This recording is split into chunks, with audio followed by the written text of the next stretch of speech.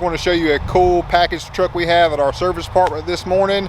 Looks phenomenal in my opinion. We have a F350 Lariat in a Gate Black. Of course, unless you get the sport package, you're going to have chrome galore. You're going to have chrome mirror covers, chrome door handles, front and rear bumpers, grille, etc. So picking out the right wheel and tire makes a big difference in making sure your truck looks the way it should be, the best it possibly can. So I want to show you guys a little more info on the truck we have behind us.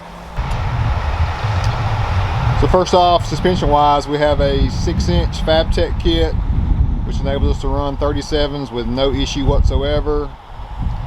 Looks great. Installed amp research boards in this also. But Fuel Maverick, one of the most popular wheels of all time, and like this finish here in the gloss black lip with the chrome spokes. It looks really good. Like I told you, you've got the chrome going on. It accentuates the door handles, mirror covers, your badging, grills and bumpers, etc. 37, 13.5 wide, 22, and we're 22 by 12 on the wheels, so you've got a really aggressive lip. Show you guys, it's about close to 6 inches. Toyo Open Country MT, one of the highly popular mud terrain tires.